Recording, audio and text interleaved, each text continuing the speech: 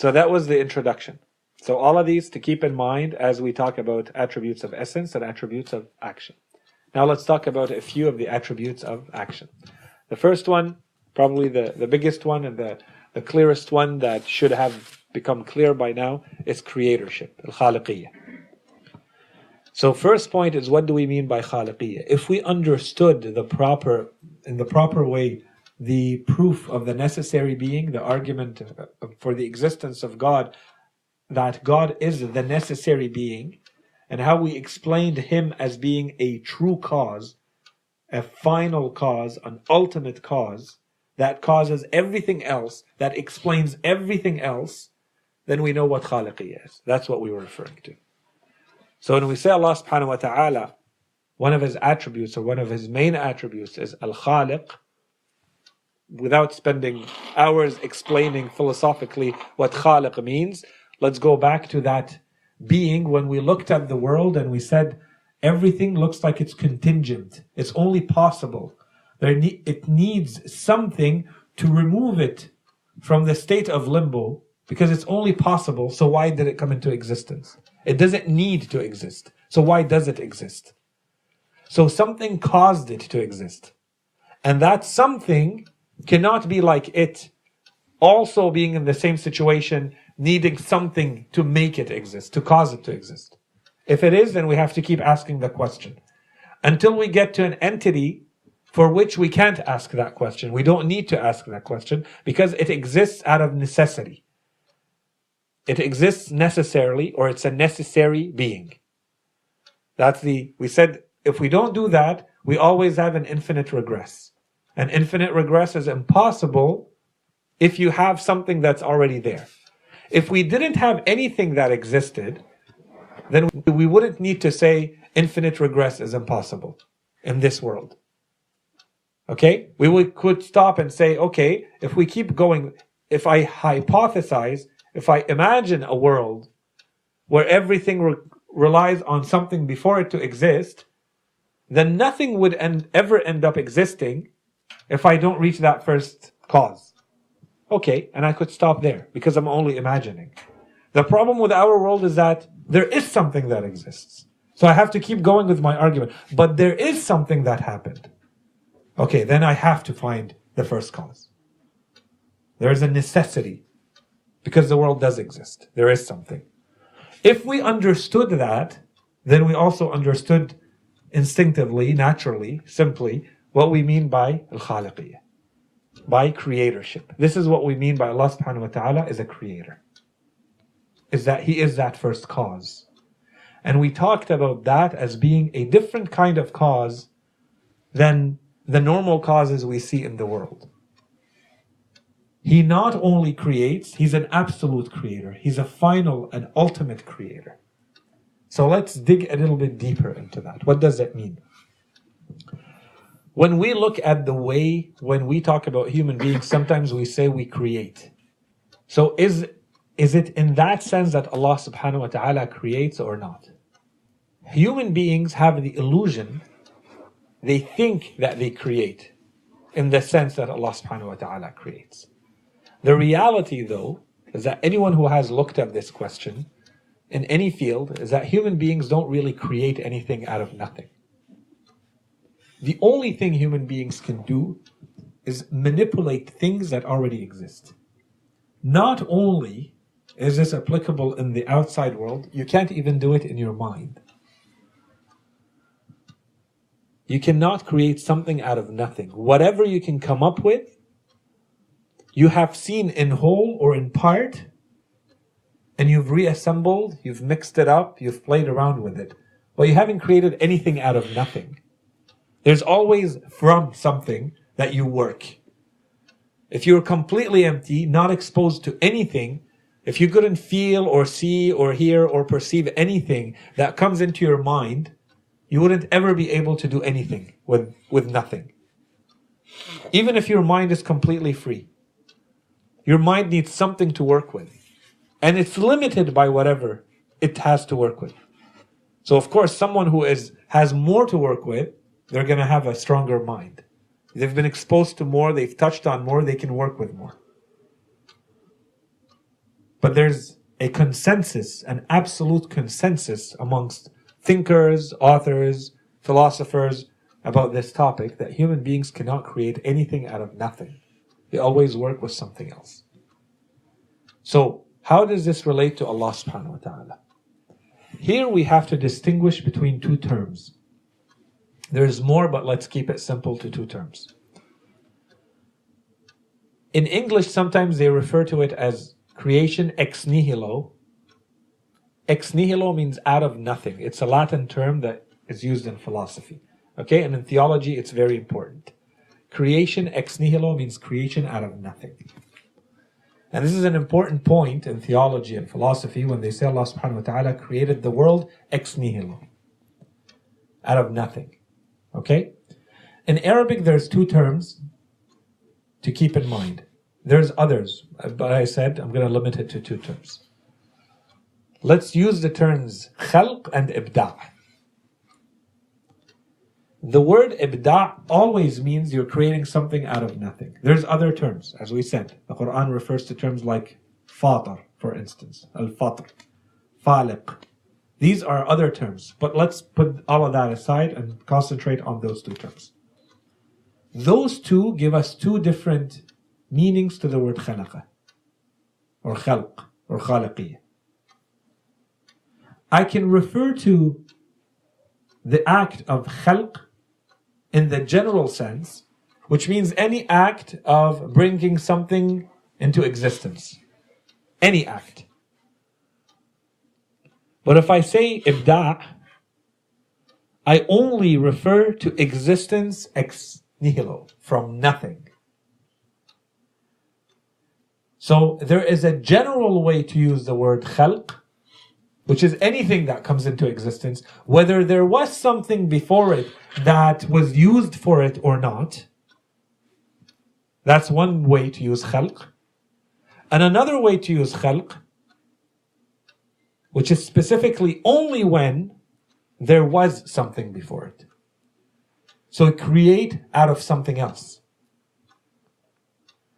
If you read the Holy Quran with that specific lens, it gives you another perspective on the verses that talk about Allah subhanahu wa ta'ala creating. The Quran makes a distinction. At times, it talks about khalq, and at times it uses other terms. When it talks about khalq, if you want to use this way of understanding the attribute, then when the Quran talks about khalq, it's referring to a step. Something that comes into existence from something else. There's a progression. There's development. There was something before and a something after. For instance, Allah subhanahu wa ta'ala, when He talks about the way He creates the embryo into a fetus, and the fetus into all the way to a baby, and then you're born, this is khalq. Every time there's khalq. And there are verses in the Quran that say خَلَقَكُمْ أَطْوَارًا, for instance.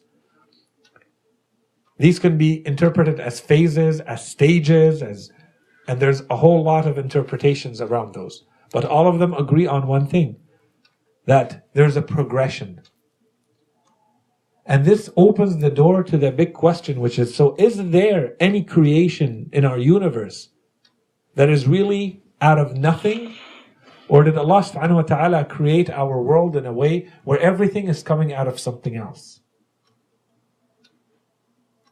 So it's just the order in which Allah subhanahu wa ta'ala created it. The structure, the principles and laws that He put in place for it, that make it this type of world, where everything that exists comes from something else.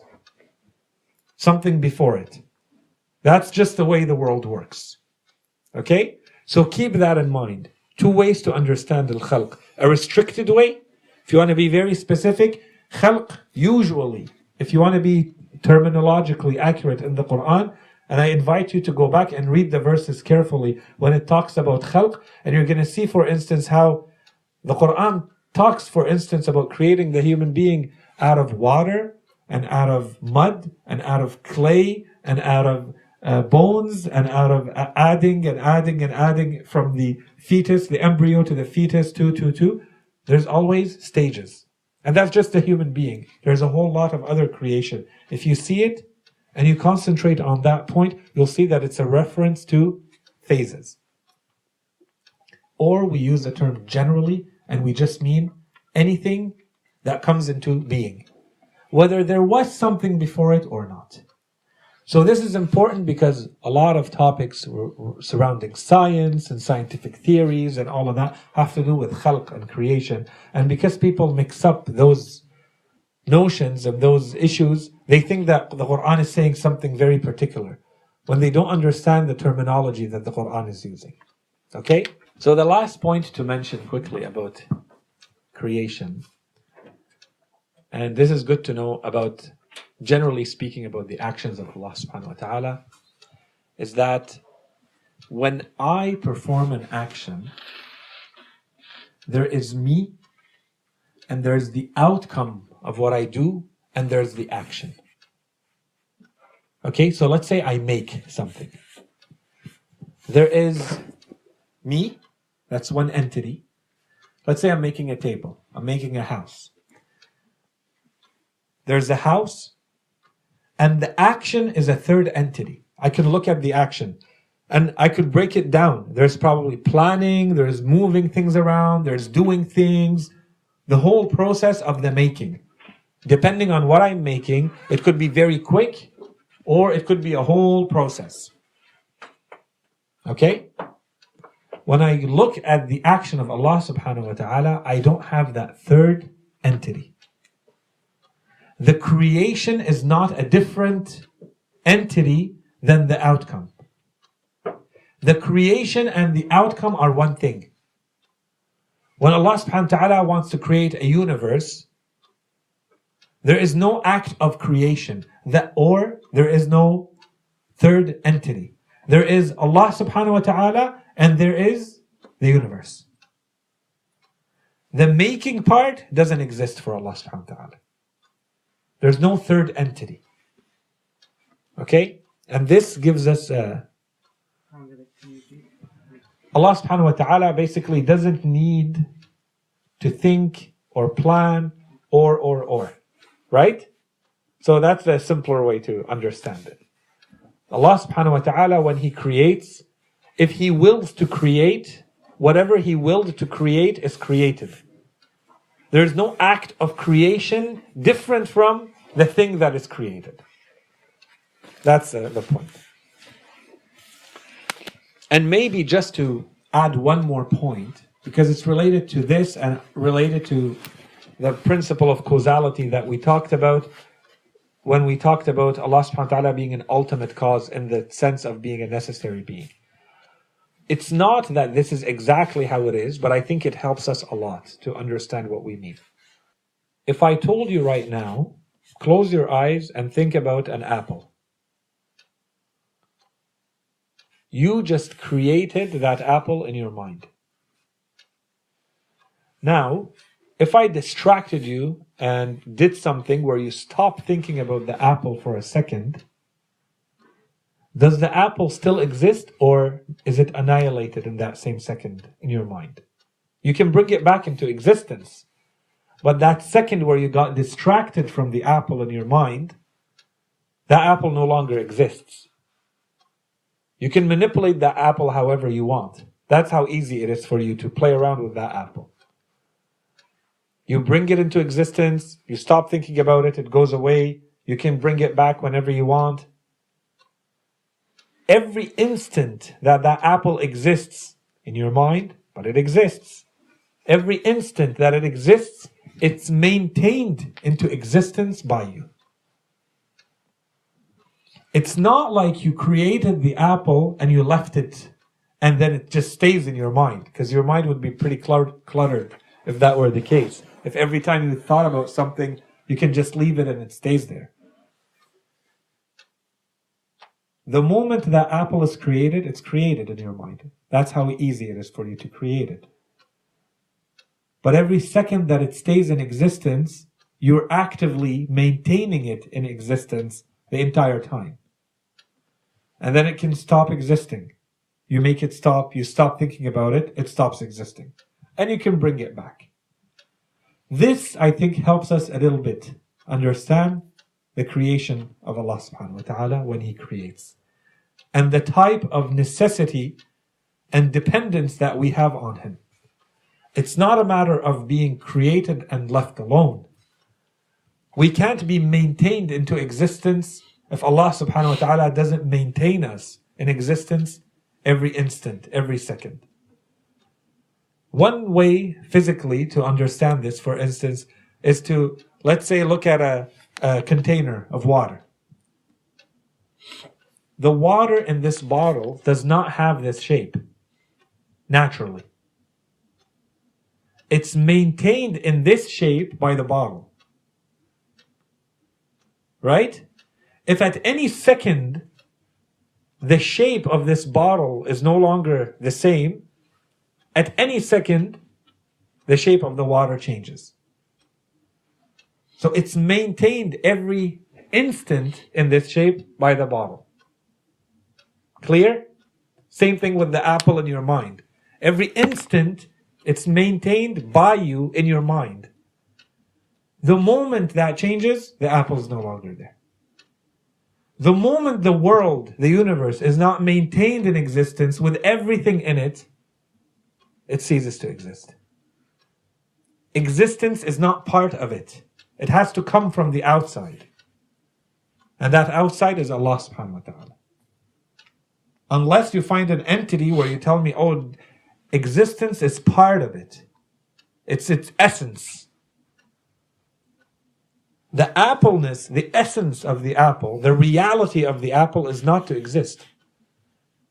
The only thing you can say about the apple is its appleness. But existence is not part of appleness. And that's why it could exist and it could not exist. Something has to give it existence. Something has to take this notion, this idea of appleness, hoarseness, humanness, and give it existence, and then it exists. That's essence and existence. They're not the same. The existence is what Allah subhanahu wa ta'ala we're talking about when we say He's creator. He's a creator. He has creatorship. Make sense? There was a question. So basically, before you said that Allah subhanahu wa ta'ala, He doesn't have the third part of creating something, which is the action part. So so after Allah created us, why does He need to always be here if He's not doing the action?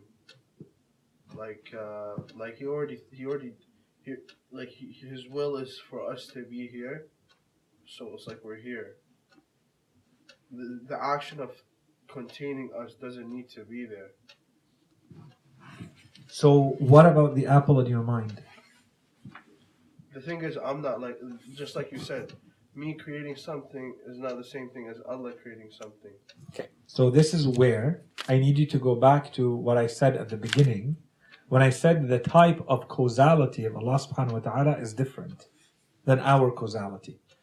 And the point that I was making is, when you're looking at an attribute of action, concentrate on the limits of the receiver. You are looking at the limitations of the receiver and imposing them on Allah subhanahu wa ta'ala. It's not that Allah needs to. There's no Allah needs to. My limitations as an entity is that I don't have existence. I need existence to exist from the outside. Yeah, me and the whole world. That's what I mean. I mean basically God is unlimited. I don't think the thing after what you told us that Allah doesn't need the third part of action, then He wouldn't need to contain us. If what you said is unless you meant something else of the third parts of the of him not doing the action. he just needs to think, like he just needs the will of it, then it's there. Like he doesn't need to mix things. He doesn't need to. Like that's what I think. That's what I got to. Like by what you mean. Like Okay. he doesn't need to mix two things to make a third thing. The third thing just comes. Okay, so what are the two things that he's mixing? He doesn't mix. That's what I'm trying to say. It's like what you said is that he doesn't do the action part. Like of him, like the dambus, like hitting it and then it goes in the wood. He doesn't need to do that. It's just in the wood right away. Okay. So that's what I think it is. So why would he need to contain us if he maintain us? So flip what you're saying. You're concentrating only on Allah subhanahu wa ta'ala. Ani, I gave you a rule. Before we started, I said apply this rule to all the attributes of action or to all the actions of Allah. The limits that you're thinking about, whatever they are, you have to concentrate on the receiver, not on Allah. Study the receiver. Study the nature of the receiver. You understand why the action is limited. The action is like a container that can only contain according to its size. Yeah. Like that's on the receiving side. On the receiving side. So the universe, let's say, is the receiving side. Okay. The receiving side does not have existence. The universe has universeness. Okay? It is what it is in the world of ideas. So basically, if there was no God, we would cease to exist. Of course. That's what you're trying to say. It's like he's maintaining us by him existing. No, not by him existing. By wanting to maintain us into existence. He may exist and decide that I don't exist. Yeah, I understand. But okay. Like, if he that's okay. Like basically, it's like what I'm trying to say is basically, what you're saying is he just wants us to exist, but he doesn't need to maintain us. We need him to maintain us. He doesn't need to maintain us. We have that limitation. You get it? Because we don't have existence in our essence. We don't have existence. The kind of creature we are, we don't exist. We're creatures that don't exist by our nature. I see. And all creatures are like that. And that's the reality of what we meant when we said things are contingent. We're only possible creatures. We're only ideas. Everything that exists is only an idea. But an idea into which existence was added, and now it exists. So where is that existence coming from? And it's not like an injection. That's the point that we're trying to make. It's not like you can put it in motion, give it existence, and now it exists on its own. And this is not because God can't. It's because the type of creature it is requires being given existence every second to exist. Why didn't he just give us existence in the first place? Just let it be. Again, you're looking at God. We're not types of creatures that can exist. Okay, but could he make creatures that can exist? That would be a necessary being that has existence as part of it. And he can't make necessary being, right? No, he can. Then, can God create a God? Created, then it's not really a God, right? No, but I'm not saying create a God as powerful as him, but could he create something necessary? Could a necessary being, forget God, could a necessary being create a necessary being? That means it must have that means it must have been, okay, never mind, cancel it. Okay, so it's not, the issue is not, the issue is not that everything that exists must be a necessary being or not, okay? But I don't want to go into it because it's going to be a huge philosophical topic that leads to nothing. There are some in their very limited way of understanding that think that Allah subhanahu wa ta'ala, even within Islam, some scholars thought that, and it's completely wrong. There are some who thought that Allah subhanahu wa ta'ala basically created the world, set it in motion. And this is probably the best way to understand the main proof that comes from Aristotle for Allah subhanahu wa ta'ala. Because it's called the proof of the first mover. I don't know if you guys have heard of the first mover or not, But basically the world is what it is. All it needed is a mover. A little push. A little push to set it into motion, to set it into existence. The proof of the first mover that came from Aristotle does not need a God to keep the world in existence. All it needs is a first mover. And in that theory, that's why Allah subhanahu wa ta'ala in that theory is defined as thought, thinking itself. In the world of Aristotle and his likes, because a lot of philosophers followed the same ideas, this is 2,000 years ago, and a lot of our Islamic philosophers were of the same opinion, and that's of course wrong. They think that Allah subhanahu wa ta'ala, He would never lower Himself. It's unworthy of God to be bothered with the details of something like the universe. Like, why would He be bothered? What's the universe to God? What's the universe? Exactly. What's the apple you create in your mind? What is it?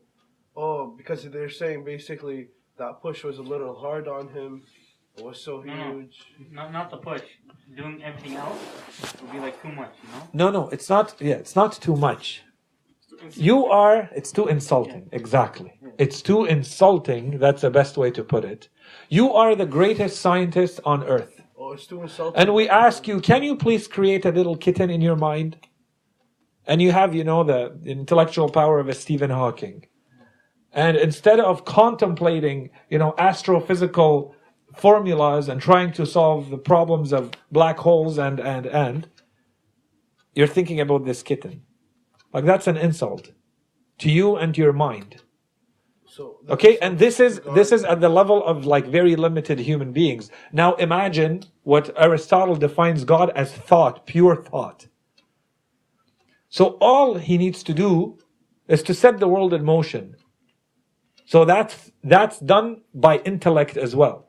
Okay? So he sets it in motion. And that's it. It's like a thought that is sustained, like you said. That's how Aristotle thought about it. So he defines God as thought thinking itself, because nothing is worthy of being thought about except himself. So he is in eternal contemplation of himself. But the world was set in motion by him, but it doesn't need him for sustenance or being sustained in existence. He made it that way. Yeah. So that's an insult to say that? Or like to think that? Because why would because is it so hard for God to maintain us? So hard. Like, that's what I'm saying. Is that why it's an insult? Okay, which part is it? Like, why is it an insult? He's saying why you're saying bad.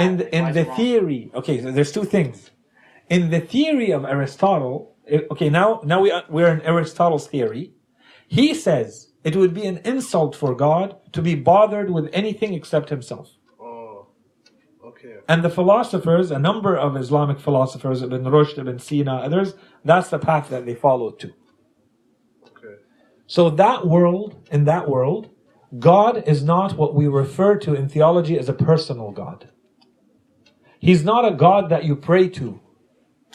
He's not a God that you worship. Or if you worship, He doesn't care, or perhaps some philosophers have said, He doesn't even know. It's not because He can't know. It's because how insignificant are you and your worship and the entire universe you exist in, hatta He would be bothered by your worship. Do whatever you gotta do, and it's good for you. It doesn't mean there's no worship. It means you do worship. But the worship is for you. So that you end up something. You end up in a way that is good for you. You. But it has nothing to do with Allah subhanahu wa ta'ala needing something, wanting something from you. Okay? Okay, that's one thing. Now, let's forget what Aristotle says. Now we remove ourselves from Aristotle. We're here thinking about what's going on in the world. We're looking at these philosophers. We're looking at Aristotle and these philosophers. We have to assess, is that theory valid? Can we agree with it or not? This is what I'm saying is, this is wrong.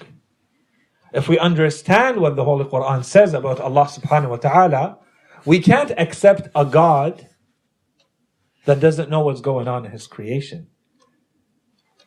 Two huge issues with that. The first one is they completely misunderstood how God really is. And this is very likely when you only want to rely on your mind instead of seeing what Allah subhanahu wa ta'ala tells us about Himself. How are we supposed to know how God is? These are some of the greatest intellects of humanity. This is where they ended up when they relied too much only on their intellect and not enough on revelation. Okay? That's one issue. The other issue is they're giving way too much credit to what? To the rest of the creation, to the rest of the universe.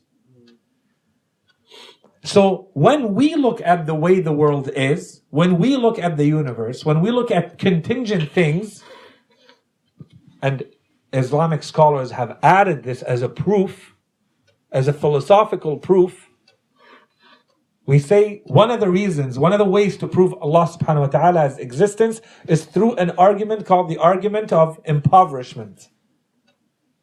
Impoverishment as in faqr. Burhan al-faqr. Everything to Allah subhanahu wa ta'ala is faqir. Everything is impoverished, is in an absolute state of poverty, of neediness. Absolute. Absolute means that your very nature is neediness. It's not that you are needy only in your rizq. It's not that you are only needy in your food or you need mercy or blessing or health from Allah subhanahu wa ta'ala. Like how you survive is by needing. Your existence is neediness itself. That's the meaning of absolute faqr. Absolute neediness. Otherwise you wouldn't be faqir. So one way to understand a verse, for instance, that says, Ya ayyuhan nas, O people, antumul fuqara'u ila Allah. Wallahu huwal ghani. Okay, one way to understand it is, it's talking about money, it's talking about, wealth or food or blessings or sustenance but the deeper meaning is existence. O you people, you are in a state of absolute poverty in your own existence in relation to Allah. And Allah has absolute sufficiency. That's ghina. He's sufficient, He's autonomous, He's independent in an absolute way. And you, in an absolute way, depend on Him. You're impoverished towards Him. If you understand that, then you understand how the type of creature you are, you cannot exist for 1 second, 1 instant, without being given in that instant your existence. The lack is in you. It's not that Allah can't. It's that the receiving end doesn't have capacity for enduring, for maintaining its existence or being given existence beyond the instant in which it is given existence.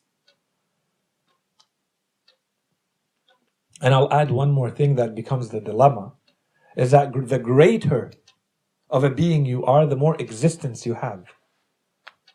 Which means you are even more impoverished towards Allah subhanahu wa ta'ala.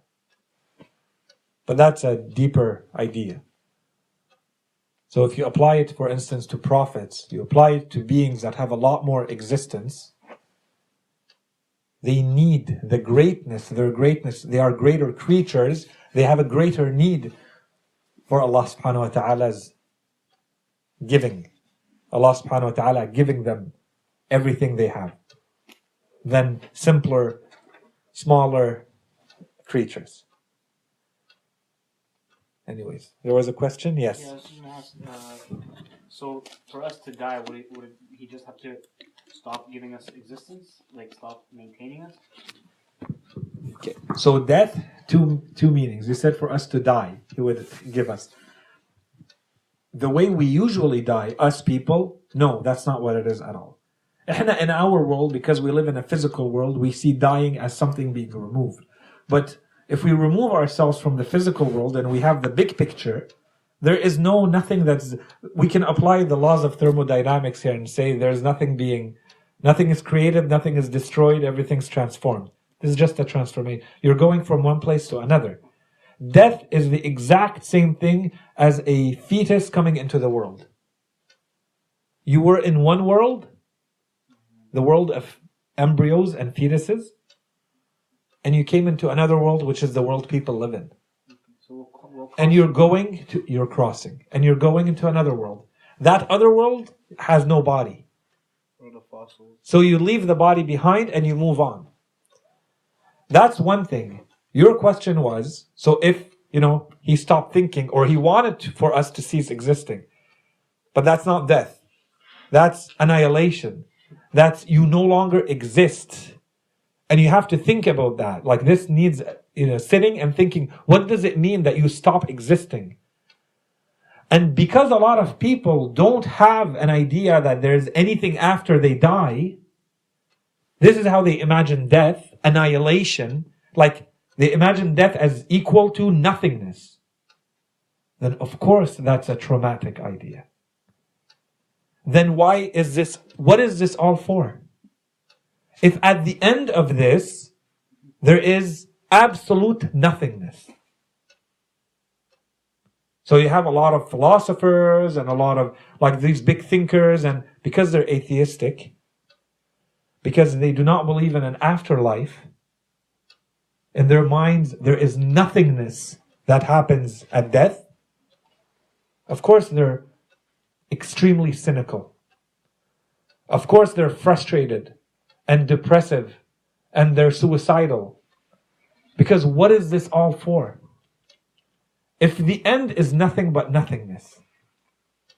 But if you, in your idea, in your version of the world, it's not nothingness. It's all the same. It's just we continue on this path. But we're just moving from this world with its own laws and rules and principles and a way of functioning into another world that has its own laws and rules and way of functioning that is completely different. And I'm no longer going to need this body. So we're still going to have to be maintained in heaven and hell now, right? Mm-hmm. 100% you're going to have to be maintained. As you were maintained before.